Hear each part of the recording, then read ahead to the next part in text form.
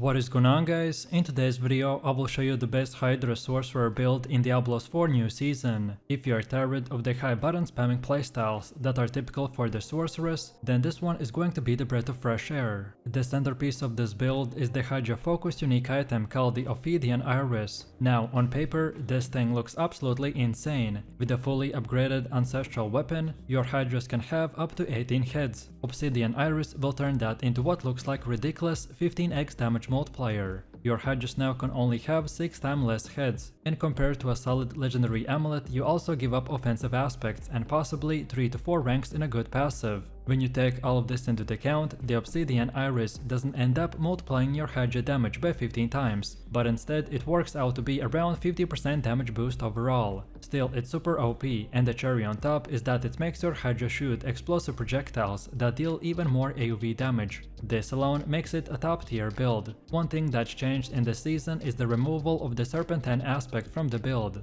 It has that anti-synergy mana shield, so it's no longer part of the package. But luckily, this will not change really the way that we play it. You can now spam the HYDRA as much as you want, but there's not much reason to do that because you can only have 2 HYDRAs at once, and they will last for 10 seconds anyways. So what does this mean for this build? Well, it's fairly slow paced and relaxing, and you don't have to press a dozen of buttons per second to do insane damage, as HYDRAs will be already doing that anyways. And before we continue, thanks to U4GM, they are a pro website that provides Diablo 4 services like cheap gold with fast delivery and pro carry runs, as well as unique and legendary items. They also have more than 17,000 comments on Trustpilot, and this website is really worth a try. So make sure to use my discount code KATE for extra 6% off.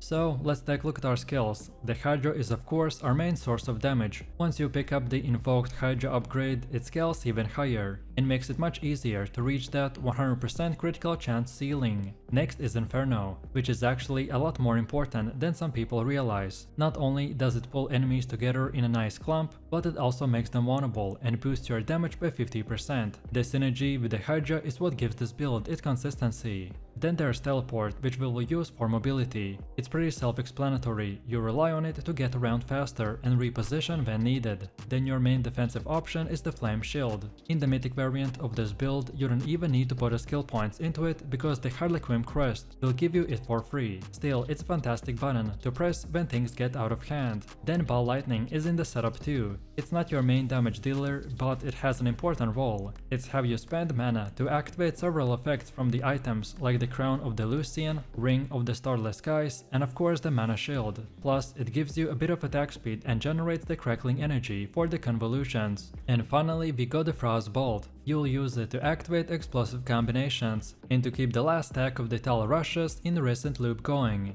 And now for enhancements. The Sorcerer gets 2 slots for the skill passive bonuses, and for the HYDRA Sorcerer, the first one is the Teleport enhancement. This gives you even more mobility, which is always good. And then second is Familiar enhancement, which allows you to benefit from the invoked Familiar buff without actually having to cast that skill yourself. This also grants a nice fire damage bonus through the Enhancement Master. Then next, the gear is where things start to feel really fun. The single most important mythic unique for this build is the Harlequin Crest. This thing is absolutely powerful. It provides insane cooldown reduction and a massive tankiness boost. With this item, your survivability and utility will shoot through the roof. Next up is the Shroud of the False Dead, which is more of a utility piece. It gives you really solid offensive and defensive bonuses all around, without changing the way that build works. Then the third mythic is the Ring of the Starless Skies. Now this one is the least important one. It gives you a nice damage boost compared to a normal ring, but as you know, it comes with a downside of losing life and increasing your Inferno cooldown. Honestly, you really only want to use this ring once you get it to at least +5 core skill ranks, because the other stats aren't really particularly good. Then later in the game, you also want to make sure that your pants and the boots are chaos uniques. One slot will always be reserved for the Obsidian Iris, which frees you up to equip a normal amulet. Then the other slot can be one of the 3 options, so Crown of the Lucian, Fist of the Fate, or the Locran's Talisman. Each one of these will provide similar damage bonuses and some mediocre stats. The Crown of the Lucian is technically the best choice, but the difference between them isn't massive. Next up we have our active runes. The best slot setup is the Nagu Plash Check, which people also call as the Infinite Wolf's Exploit. This combo gives you a consistent supply of the Spirit Wolves. With those, you can easily keep up 10 stacks of the Primordial Binding at all times. The Wolves also apply Vulnerability and Chill, which synergizes beautifully with the rest of the build. Another great combo is the Neo plus Zek, which gives you a consistent cooldown reduction for the Inferno. This not only improves your overall damage by keeping the Supreme Inferno longer, but also gives you more control over the battlefield. Then next we have our Chaos perks. The unique perk you'll want to lock in is the Mana Shield. This one is a no-brainer, as it makes you extremely tanky and completely solves any mana issues that you may have. Then from the base perks, the first must-have is the Power Siphon, which doubles your damage, and honestly the supposed downside barely matters once you're running at thousands of mana. Then there's the Mana Infused Conjuration, which is yet another solid damage boost. The firewalls it spawns don't do much, and the mana drain is so tiny that you don't even notice it. And then finally, Explosive Combinations. This one is easy to keep active since your rotation already includes the Frost Bolt. This essentially gives you a free and consistent damage boost. And then lastly, as for the gems, the setup is pretty straightforward. So use runes in your weapon, then topaz in your armor, and skulls in your rings and the amulet, and that's really all there is to it. Next we have our skill tree, and it is designed to maximize damage, survivability and utility, while keeping the playstyle simple and effective. At the core we invest heavily into the invoked HYDRA, which is the centerpiece of the build. HYDRA benefits enormously from the crit scaling and the uptime, making it the primary damage dealer. To complement this, the Supreme Inferno is maxed out to pull enemies together, apply vulnerability, and grant a huge 50% damage boost, making the HYDRA even more devastating. Then for survivability, the Flame Shield is included as the panic button, giving you immunity and a sustain when things get dangerous. Pair this with a Shimmering Teleport, and the build gains excellent mobility and emergency repositioning, which are both critical in the high endgame content. Then Frost Bolts may look like a basic skill, but it's essential for triggering buffs like Explosive Combinations and maintaining the Tal Rasha stacks by ensuring consistent damage bonuses. Then the Wizard's Ball Lightning plays the role of a mana spender to activate powerful item effects, while providing extra attack speed and crackling energy. And finally, Invoked Familiar rounds out the kit by adding passive buffs without needing to actively cast.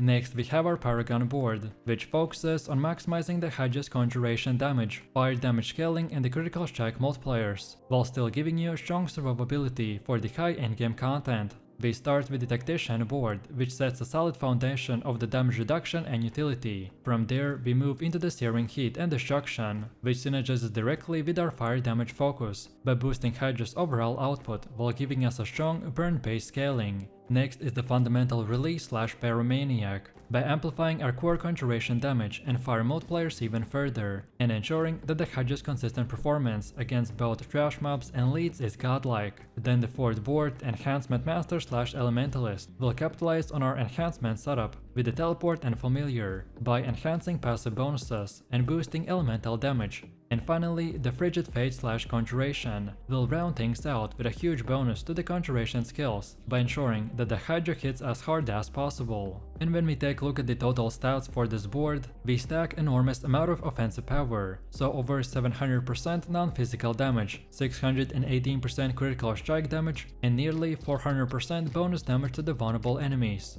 And on top of that, it provides excellent survivability, with 42% damage reduction from vulnerable enemies and a solid life scaling. Overall, this board is built to squeeze out maximum HYDRA damage, while ensuring that the Sorcerer stays tanky and consistent in the endgame. Next we have Mercenaries, and for your hardened Mercenary you want to go with the Subo. His passive ability will give you a built-in map hack, and once you experienced it, it's hard to go back to playing without it. On top of that, the Subo gives you some extra damage with the opening fire, which is always welcomed. For your reinforcement, pick the Rehair. Specifically, you want the Bastion with the Enjoy trigger. This provides massive damage reduction when you need it the most, which can often save your life in the tough situations. And now finally, let's take a look at the gameplay. The first thing that you want to do is cast the Frost Bolt every 5 seconds. This keeps you Explosive Combinations buff active and maintains your Tal Rasha stacks. Save your Flame Shield for emergencies only. Don't waste it unless you're really in danger. Then when you find enemies, start the fight by casting 2 HYDRAs. then drop an Inferno right on top of them, and this is going to group them up, make them vulnerable, and pump up our damage. Once you've got your Hydras and Inferno down, you'll often find yourself with the downtime, and this is the time when you can use the Ball Lightning. Not only does it help you to keep your mana usage flowing in useful effects, but it also gives you a bit of extra DPS and that crackling energy.